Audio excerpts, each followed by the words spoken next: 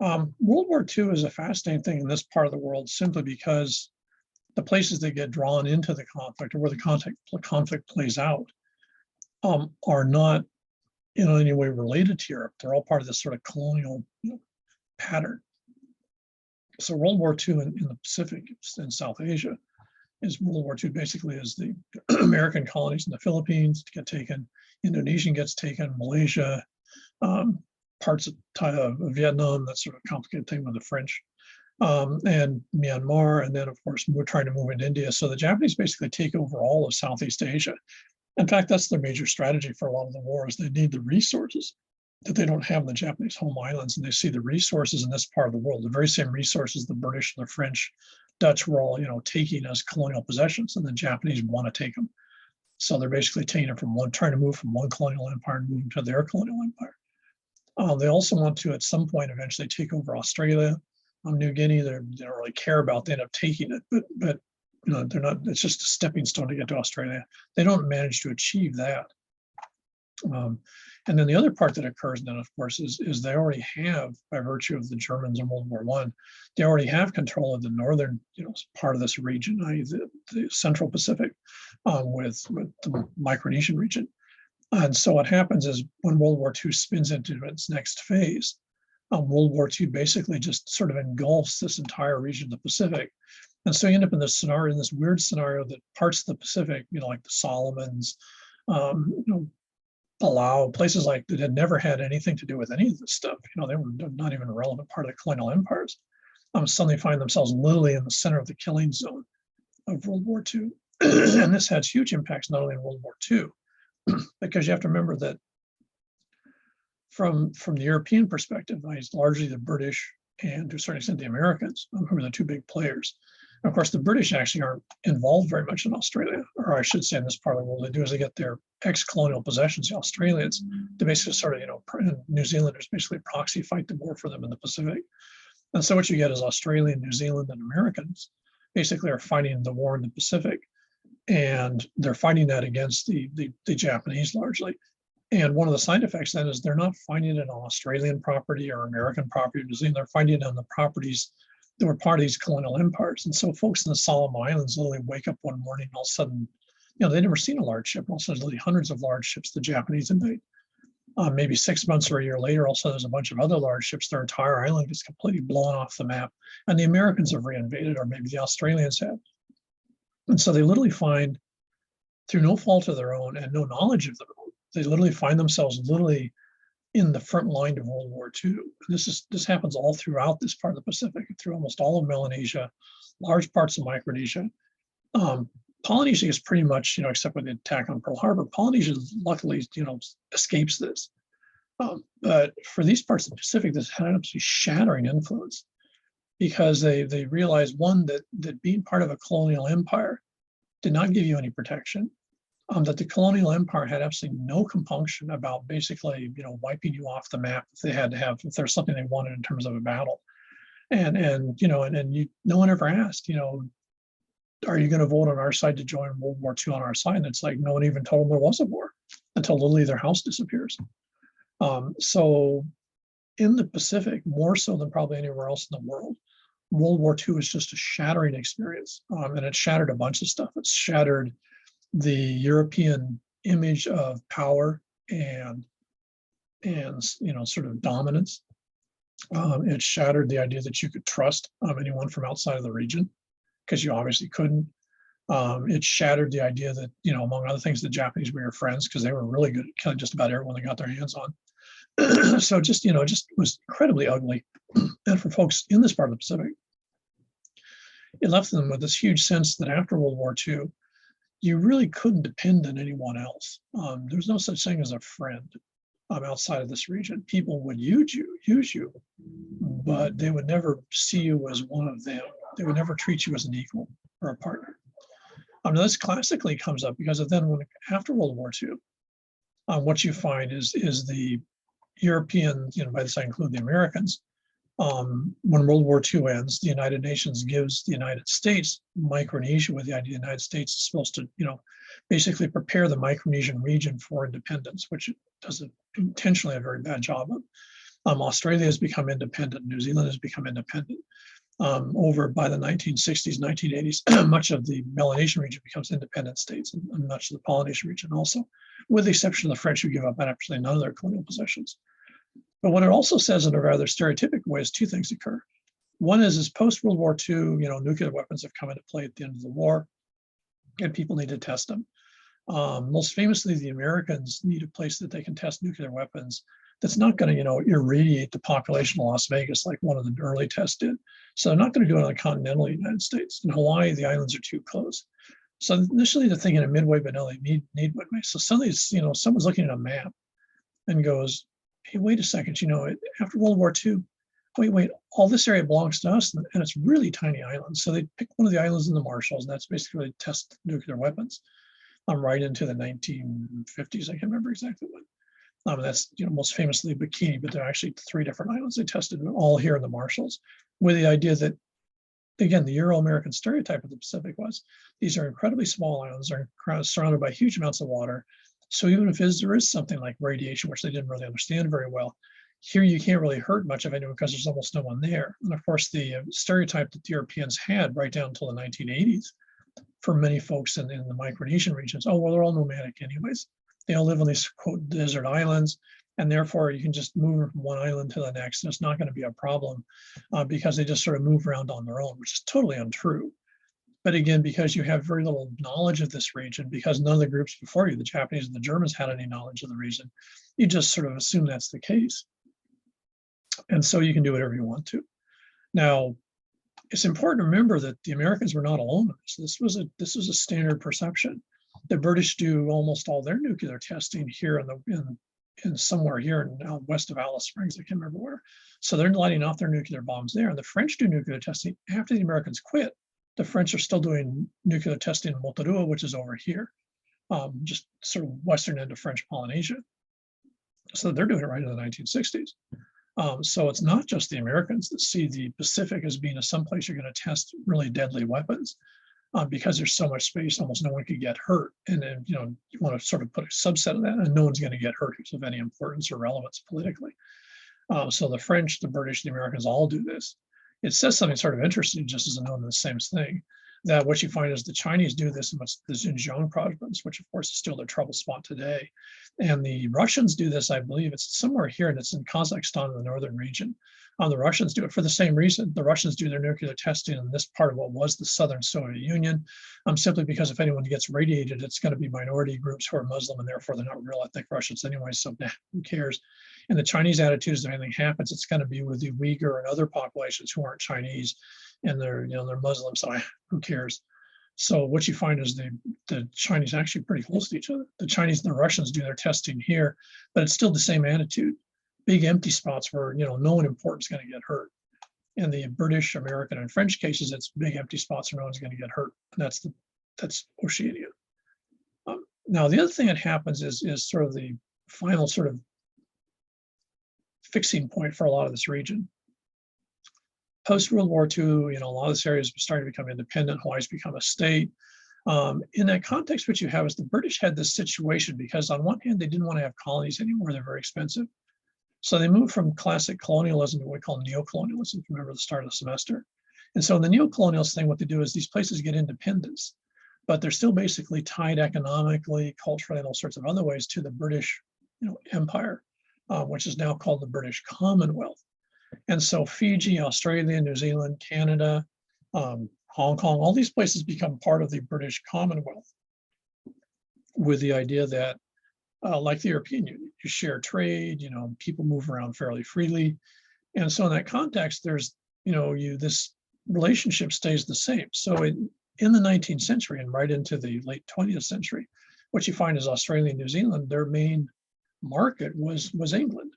And so what they do is they would raise the sheep, they would, grow different things, raise different things, and provide the resources. Then would be shipped to England, and England would ship them back, cars or manufactured goods or, educational books or whatever it was.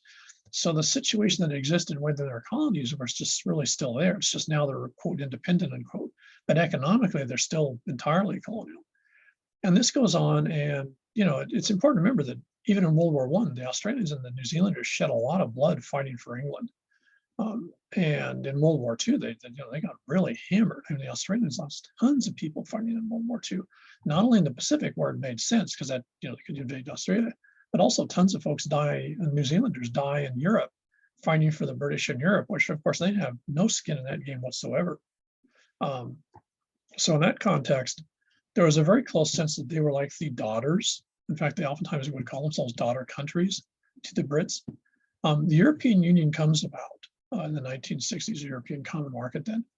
And the British, since they're looking at their world, which is the world of Europe, to join the European Common Market, which now the European Union, what they have to do is they have to get rid of favored nation status with other places.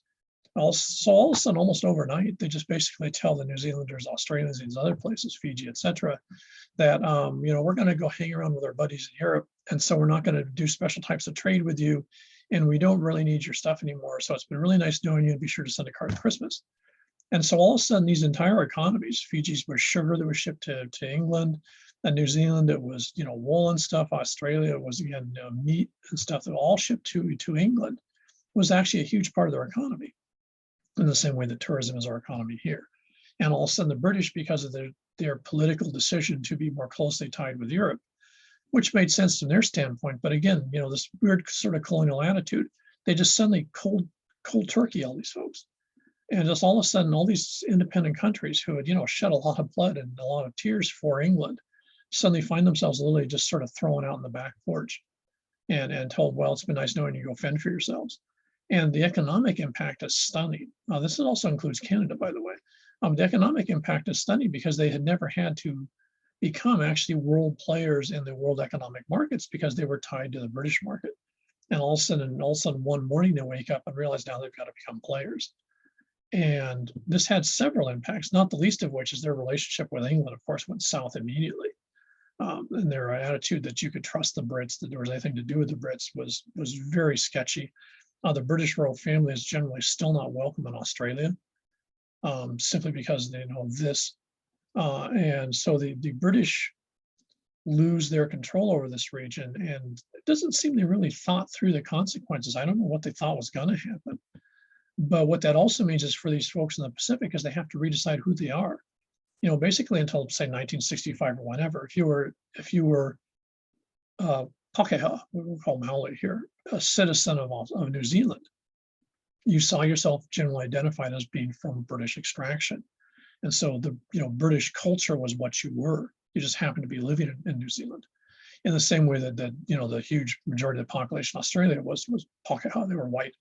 And so in that situation, they saw themselves the same way. They saw themselves sort of like British citizens living in Australia.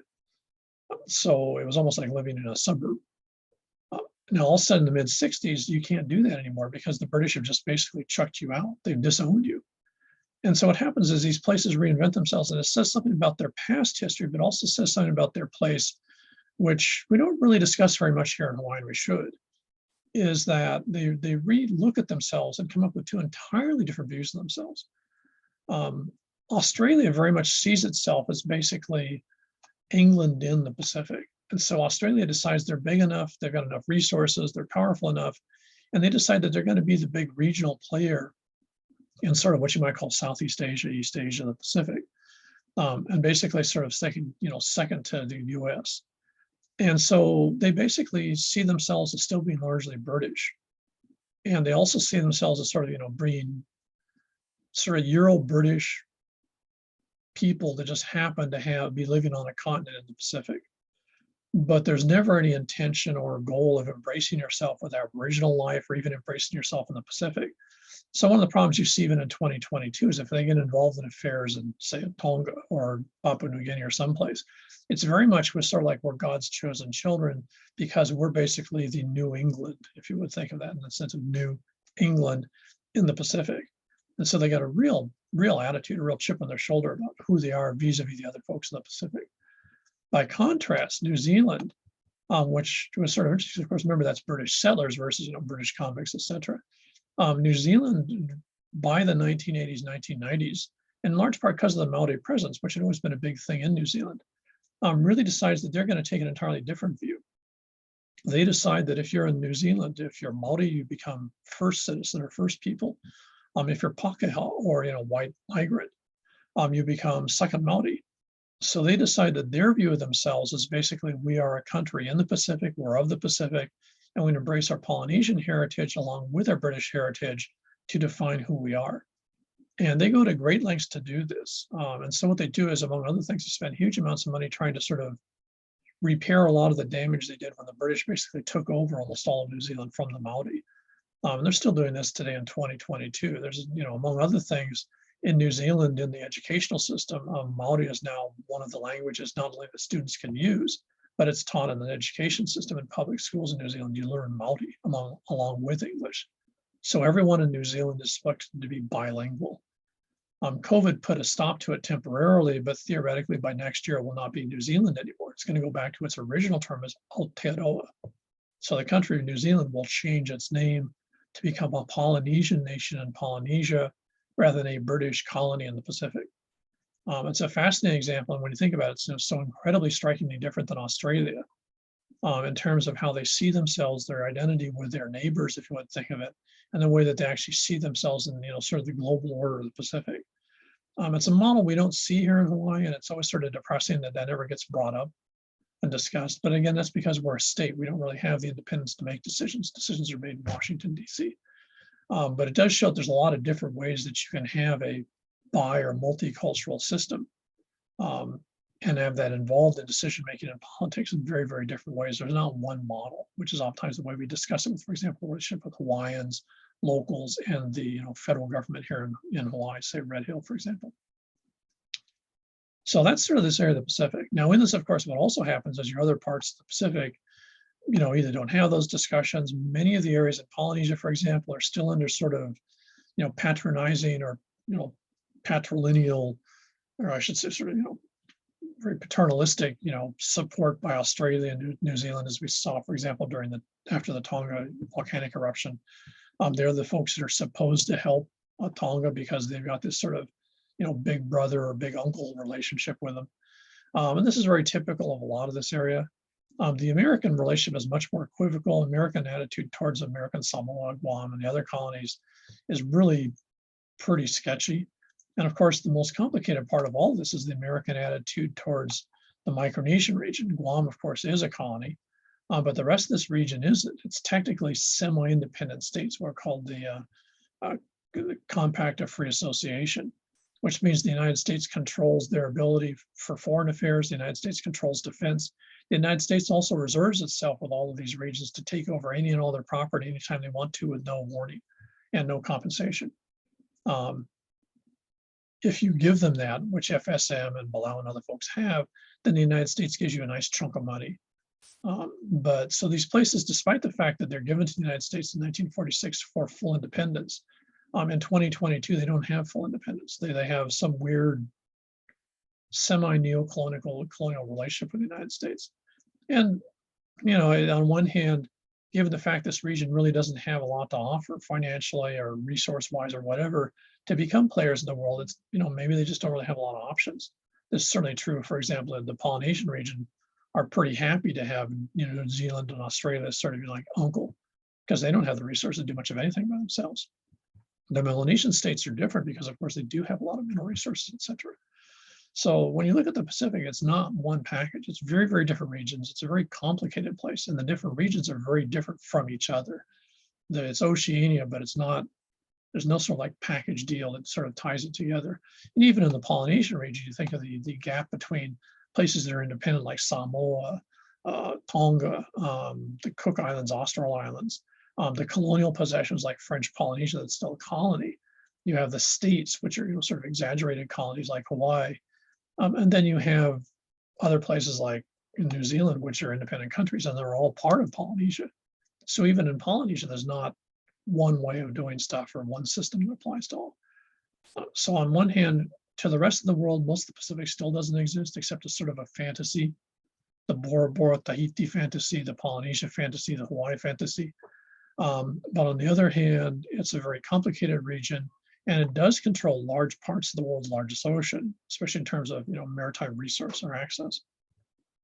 So it's a region that really isn't a player and very rarely comes up in global politics, especially geopolitics, but it's not as simple or transparent as it appears.